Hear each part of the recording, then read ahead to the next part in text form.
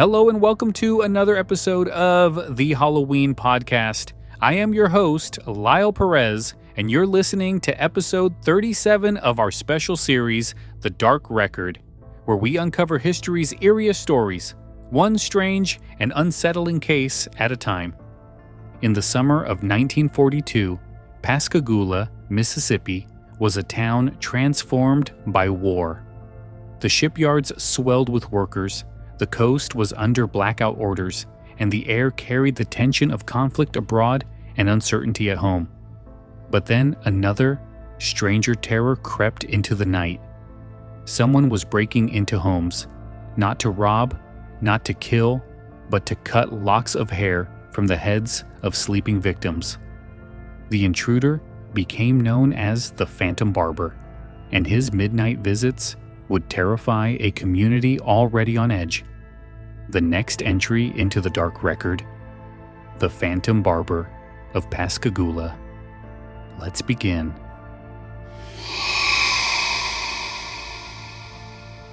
The year was 1942, and Pascagoula, Mississippi, was buzzing with wartime energy. Shipyards along the Gulf Coast churned day and night, producing vessels for the U.S. Navy. The town's population swelled almost overnight as workers poured in from across the country. Streets were crowded, rationing was in effect, and the entire coastline lived under the tense shadow of World War II. At night, blackouts darkened the city. Residents covered their windows, fearing enemy submarines prowling offshore might spot the glow of lights and strike. Against this backdrop of war and worry, a far stranger fear emerged. On June 5, 1942, two young girls, Mary Evelyn Briggs, age 11, and her friend Edna Marie Heidel, 12, were asleep at the convent of Our Lady of Victories. In the early morning hours, they awoke to the presence of a figure in their room. He wasn't armed, he didn't hurt them. But when the children scrambled and the figure slipped back out through the window, they realized what he had taken: locks of their hair.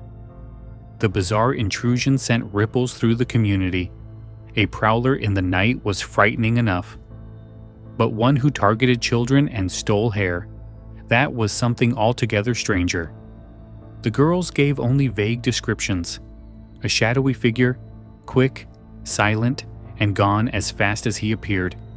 Authorities were baffled. The unease only deepened when, just days later, 6-year-old Carol Petey became the next victim.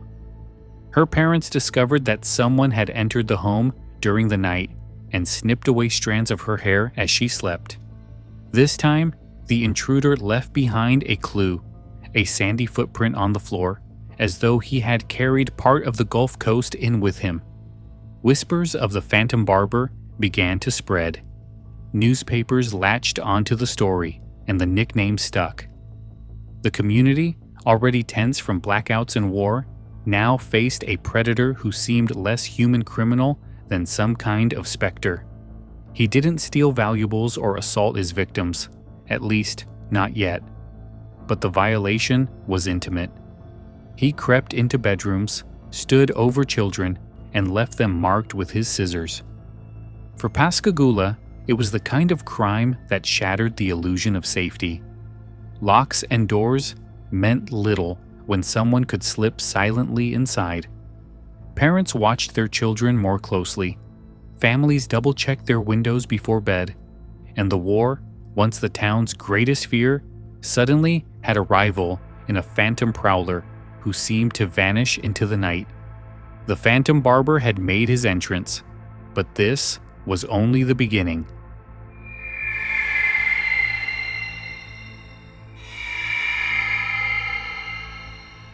As the summer of 1942 wore on, the Phantom Barber's presence grew bolder, and the town of Pascagoula began to unravel under the weight of fear. Each new intrusion pushed the community closer to panic. Soon after the attacks on the young girls, another bizarre incident was reported. Mrs. R.E. Taylor awoke one night to find herself strangely ill. She had gone to bed as usual, only to wake in the early morning with nausea and dizziness. More disturbing still, her hair had been cut while she slept. Unlike the earlier cases involving children, this time the victim was an adult woman. Investigators found no signs of forced entry, but the same eerie pattern emerged. No theft, no violence, just the silent theft of hair. If the Phantom Barber's crimes seemed strange, what happened next was far more alarming. On the night of June 13th, Mr. and Mrs. Terrell Heidelberg were attacked in their own home. An intruder slipped through a slit cut in the window screen, but this time he did not settle for cutting hair. Instead, he attacked. Mrs. Heidelberg was struck in the head with an iron bar, and her husband suffered wounds as well. Both survived, but the encounter escalated the barber from an odd prowler to a violent criminal. The attacks gripped Pascagoula in terror. The town was already on edge from war-related blackouts and rumors of German submarines spotted offshore. Now, with a prowler creeping through windows, fear turned to hysteria. Families armed themselves at night, keeping guns close by. Neighbors formed watch groups, patrolling the streets after sundown. Some households refused to sleep until dawn, convinced the barber could strike anywhere, at any time. Authorities threw everything they had at the case. Rewards were offered for information leading to the culprit. Bloodhounds were brought in to follow trails from the crime scenes, though they led nowhere definitive. Every suspicious figure on the street, every stranger passing through, drew wary eyes. And yet, the Phantom Barber remained one step ahead, always slipping away, leaving nothing behind but fear and a few scattered locks of hair. The press fed the panic, splashing the story across headlines. To the outside world, Pascagoula was no longer just a booming shipyard town. It was a place haunted by a phantom prowler. The Phantom Barber nickname gave the crimes a chilling identity, and soon every unexplained noise in the night carried the weight of his legend. By July, the community was suffocating under the tension. Was the Phantom Barber a disturbed local, a foreign saboteur, a prankster who had spiraled into violence? No one knew, and that uncertainty was worse than an answer. The town felt besieged, and the shadow of scissors in the night hung heavier than the threat of enemy bombs. The stage was set for a manhunt, but what they would eventually find would leave more questions than answers.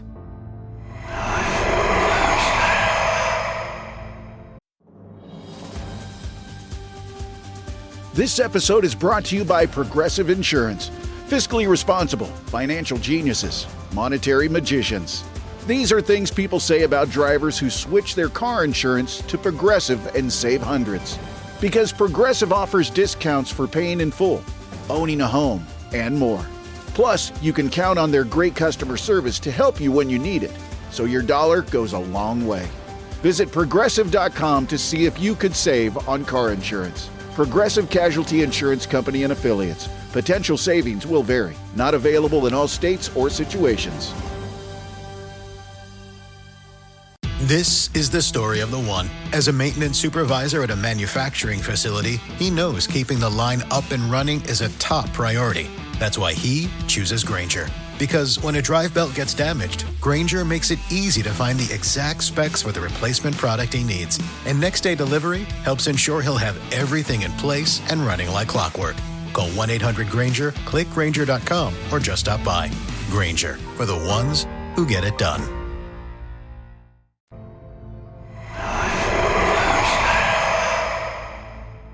By midsummer of 1942, Pascagoula demanded answers. The Phantom Barber had become more than just a curiosity. He was a menace that shook the town to its core. With public pressure mounting and fear bordering on hysteria, local authorities intensified their search. They soon focused their suspicions on a man whose life would be forever changed by the accusation. The suspect was William A. Dolan, a German-educated chemist who had settled in Pascagoula.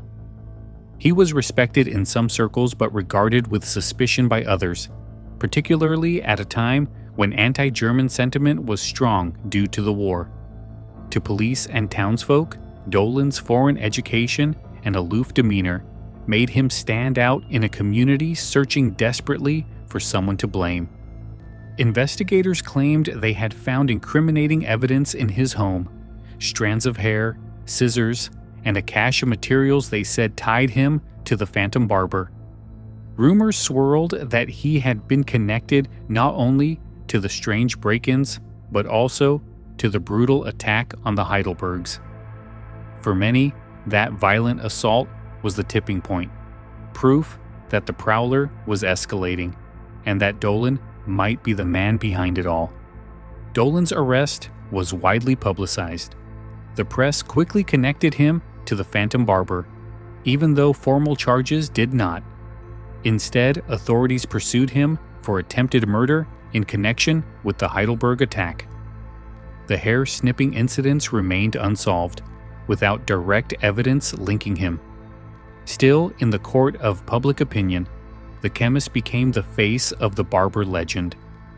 Yet even as Dolan was hauled off in handcuffs, doubts lingered. The evidence was circumstantial at best. The strands of hair could not be definitively tied to the victims. Scissors, while suspicious, were hardly unusual to possess. And the violent attack on the Heidelbergs seemed inconsistent with the Barber's earlier pattern of stealthy, non-violent break-ins. Was Dolan really the Phantom Barber, or was he a convenient scapegoat in a time of wartime paranoia?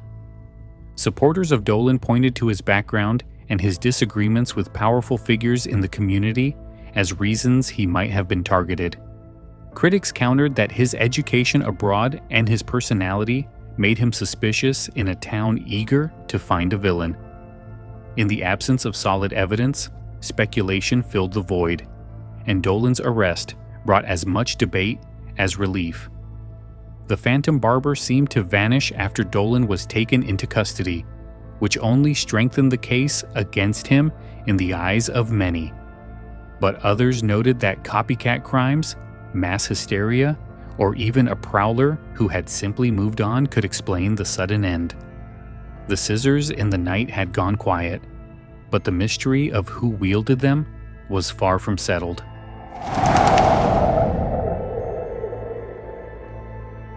William Dolan's arrest brought temporary relief to Pascagoula, but the real test came in the courtroom. Charged with attempted murder in the violent assault on the Heidelberg couple, Dolan faced a trial that drew intense public attention. For many, this was the moment when the terrifying summer of the Phantom Barber would finally find closure. The prosecution painted Dolan as dangerous, unstable, and capable of terrorizing his neighbors. They presented the scissors and hair allegedly found in his home as circumstantial proof, and they tied him to the brutal attack on the Heidelbergs. In their telling, the same man who crept into children's bedrooms at night had finally escalated into violence, and it was only a matter of time before the prowler claimed a life. But the case was far from ironclad. None of the victims could identify Dolan as their attacker. No witness had seen him near the crime scenes. The evidence consisted mostly of hair samples and items that, while unusual, were hardly definitive. His defense argued that the case was built on fear and suspicion rather than fact, fueled by wartime paranoia against a man who had studied in Germany and kept to himself. Despite these weaknesses, the jury convicted Dolan of the Heidelberg assault. He was sentenced to 10 years in prison. Officially, he was never charged with the bizarre hair-snipping incidents, yet the conviction was enough to satisfy many residents that the Phantom Barber had been unmasked. Newspapers reported the case as though the nightmare was over, and for a frightened community, that conclusion was easier to accept than the possibility that the real Barber was still out there. Years later, doubts only grew. In 1947, Dolan passed a lie detector test, and by 1951, Governor Fielding Wright suspended his sentence, effectively freeing him. Whether the state believed he had been wrongfully convicted or simply that his punishment had run its course, the release reignited debate about whether Pascagoula had ever truly caught its phantom. If Dolan was innocent, then the Phantom Barber was never identified. If guilty, his conviction rested on evidence thinner than a strand of hair. Either way, the truth remained just out of reach, another mystery swallowed by time. With Dolan's conviction behind them, Pascagoula tried to move forward. The strange summer of 1942 faded into memory, and the town returned to the rhythms of shipyard work, wartime sacrifice, and eventually, post-war growth. Yet the story of the Phantom Barber refused to disappear. Even after Dolan's release in 1951, the legend lingered. Many residents doubted he was ever truly the culprit, pointing out the lack of solid evidence and the inconsistencies between the hair thefts and the violent assault on the Heidelbergs. Others clung to the belief that his arrest ended the crimes, that once Dolan was locked away, the barber vanished. Without new attacks, that explanation was the easiest to accept, but the mystery had already taken root in the town's collective memory. Newspapers kept the story alive in anniversary articles, and locals retold it in whispers, a tale of the summer when a phantom prowled through bedrooms and left children and grown-ups alike in fear of the dark. The very strangeness of the crimes, the idea of an intruder who stole hair but rarely harmed his victims, ensured the legend's survival. It was unlike any other crime wave the community had known, a blend of petty violation and genuine terror. Over time, the Phantom Barber became part of Pascagoula's identity, woven into its folklore alongside shipyard history and Gulf Coast traditions. Ghost tours and local storytellers leaned on the barber as an eerie chapter in the town's past, one that still provoked shivers decades later. The legacy of the barber also reflects something larger about human nature. In wartime, fear was already at a fever pitch. Blackouts, rationing, rumors of enemy submarines, all of it set the stage for panic. Into that atmosphere, the barber crept. Whether Dolan was guilty or not, the crimes were amplified by the context. A prowler who might have been dismissed as an odd criminal in peacetime instead became a phantom, his legend inseparable from the anxieties of a world at war. Today, the Phantom Barber remains unsolved in the truest sense. No confession was ever made, no definitive evidence ever surfaced.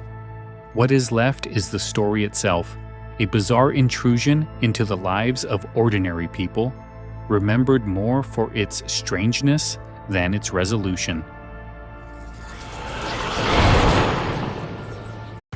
This is the story of the one.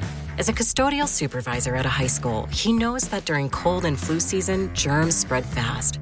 It's why he partners with Grainger to stay fully stocked on the products and supplies he needs, from tissues to disinfectants to floor scrubbers. All so that he can help students, staff, and teachers stay healthy and focused. Call 1-800-GRAINGER, click Grainger.com, or just stop by.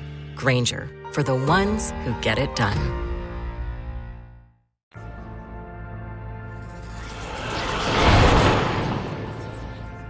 What makes the Phantom Barber story so unsettling isn't just the crimes themselves. This wasn't a robber snatching valuables or a vandal breaking windows.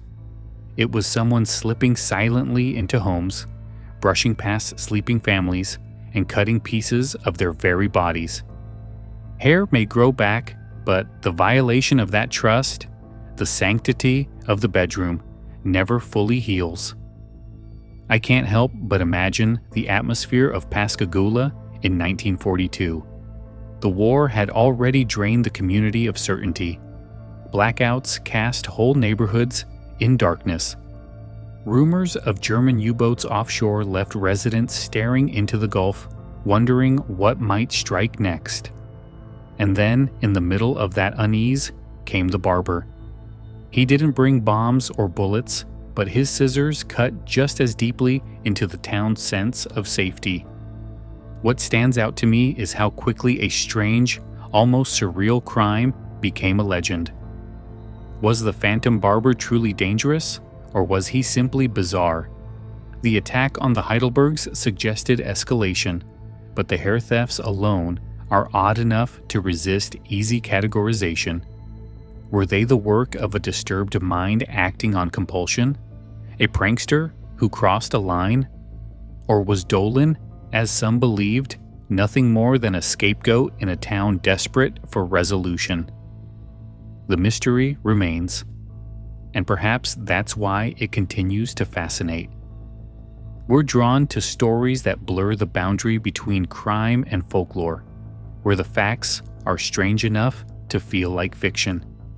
The Phantom Barber sits right in that space, a case as much about fear and perception as about scissors and footprints.